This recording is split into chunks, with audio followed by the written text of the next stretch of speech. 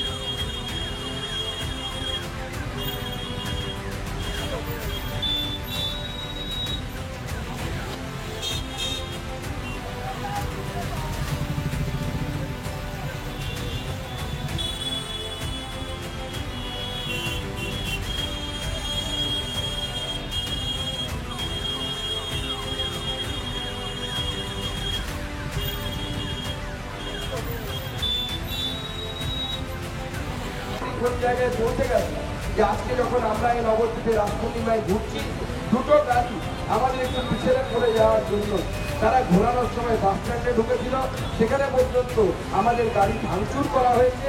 এবং আমি পুলিশ প্রশাসনকে স্পষ্ট বলতে চাই, যারা যে সমস্ত দুষ্কৃতীরা এই কাজ করেছে তারা যদি গ্রেপ্তার না হয় তাদের শাস্তি দেওয়ার ব্যবস্থা আমরা করবো, তাদের ব্যবস্থা আমরা করবো।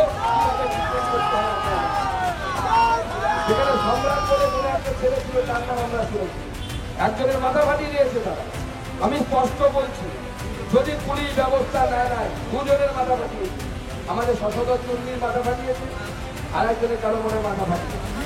আমি পরিষ্কার বলে দিচ্ছি, যদি পুলিশ ব্যবস্থা না নেয়, পুলিশ যদি ব্যবস্থা না নেয়, আমি পরিষ্কার বলে দিচ্ছি এসপিকে প্রত্যেকটা রক্তবিন্দুর হিসাব করাই ঘন্টায় বিজেপি বুঝিয়ে দিতে পারে। এবং এই সাহেব যে তৃণমূল কংগ্রেসের গুন্ডা যেটা করেছে, বিজেপির ক্ষমতা চাইলে তাকে খালি থেকে তুলে এনে তার এই রক্তের হিসাব আমরা করতে পারি, আমাদের সেই ক্ষমতা আছে।